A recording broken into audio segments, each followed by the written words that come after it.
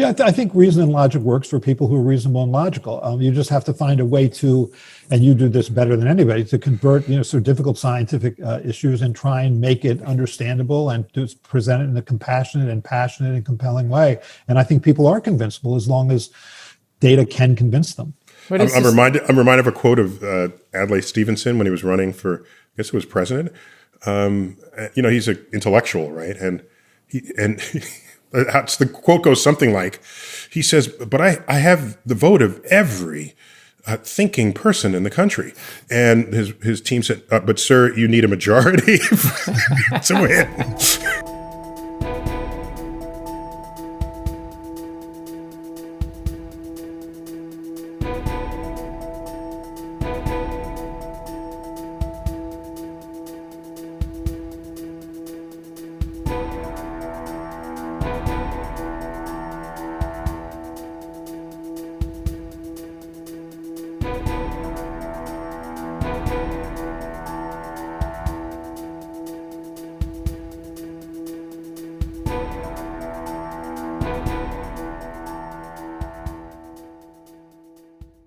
So if you're infected with this virus, you can still get infected again. You can still get asymptomatically infected or mildly symptomatically infected. What you haven't seen, with the exception of one person I've read about, you haven't seen people get moderate to severe disease and then say 5, 6, 8 months go by and then they get moderate to severe disease again.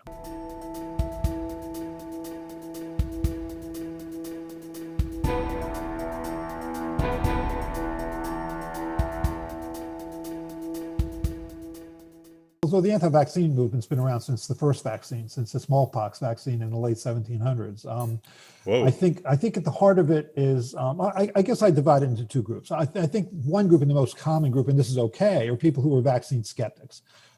They're concerned about whether or not the vaccine is safe and effective. That's fine. I mean, I think I'm a vaccine skeptic. I'm on the FDA Vaccine Advisory Committee. I think everybody that sits around that table is a vaccine skeptic. We want to see the data.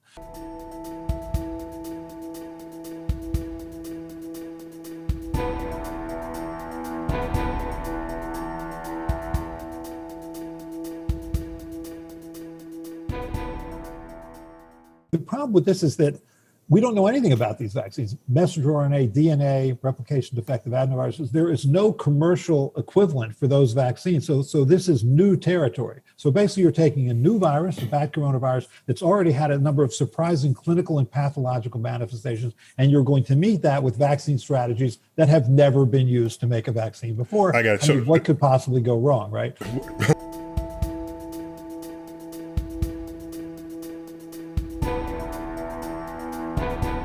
I mean, what we've chosen to do here is we've chosen the vaccines that frankly are the easiest to construct, the fastest to construct, and the easiest to scale up. That's how that choice was made. The so-called plug and play vaccines, the genetic vaccines, just take the gene, plug it in, and give the vaccine. Now that just because they're the fastest to make doesn't mean they're going to be the last best vaccine. I suspect 2 or 3 years from now we're going to find there's a better vaccine out there.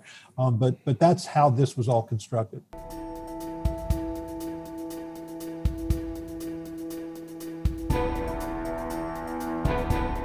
Historically, there's always been surprises. I mean, I guess I'll give my personal experience. I worked on a virus called rotavirus, which is a cause of fever, vomiting, and diarrhea, and kills about 2,000 before the vaccine came out. Kills 2,000 children a day in the world.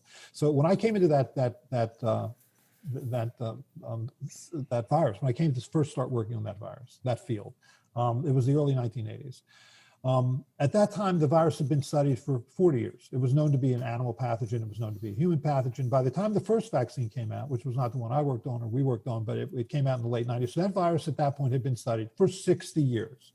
And what that vaccine did was it caused intestinal blockage, which was a serious and it can be an occasionally fatal problem. The disease called intussusception, when your small intestine kind of telescopes into itself and then gets stuck. See how I work telescope into this, by the way? I noticed. I noticed. I got you on that one. And it was, so you're 60 years into this. I mean, and this was a complete surprise. It was completely unpredictable. And I just think that's the history really of modern medicine. I don't think there's been a breakthrough that hasn't been associated with a human cost. I think we just invariably learn as we go. You'd like to think we could predict it, but we just often don't.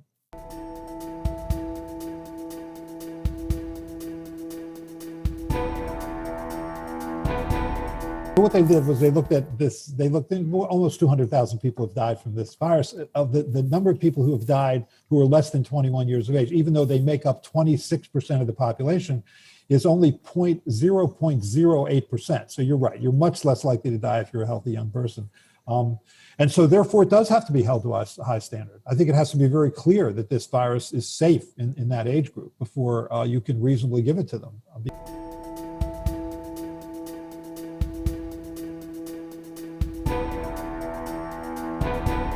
I mean, I was on service last week at Children's Hospital of Philadelphia, walking around the wards. If you and came in contact with people, if you asked me which of the two I would prefer, a vaccine or a mask, I mean, that's much more likely to be effective than the vaccine.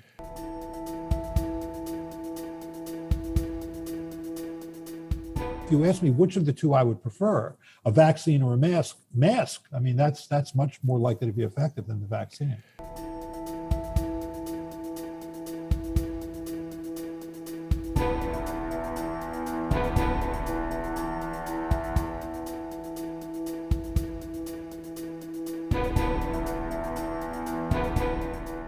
Alex Lopez, Patreon.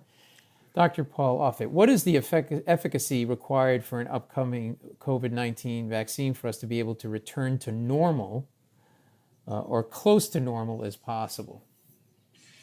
I think it's going to depend on what level of disease and death we feel comfortable with. For example, let me explain. Last year, we had 780,000 hospitalizations from influenza and 60,000 deaths.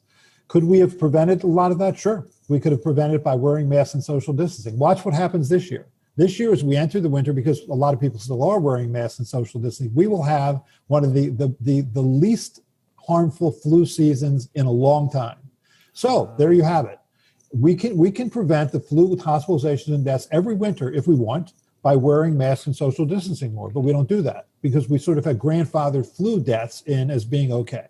I do think as time goes on with this virus, we are going to probably find that there's a certain level of disease and death that we feel we're as a risk we're willing to take and go back to our normal lives.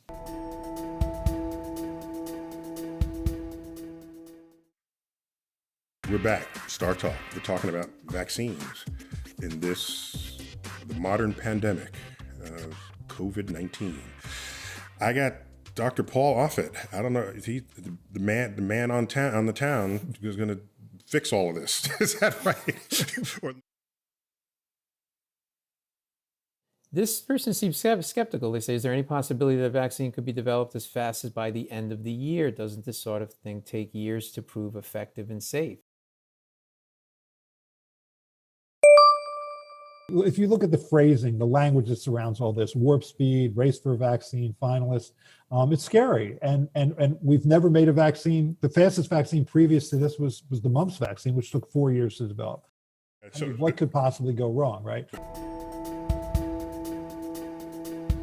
But a cynic on vaccine is doing the same thing in a way as people who won't wear masks. They're putting others at risk by refusing to protect themselves, right? So there is, again, going back to this sort of social responsibility and ethics question that you can't seem to get around.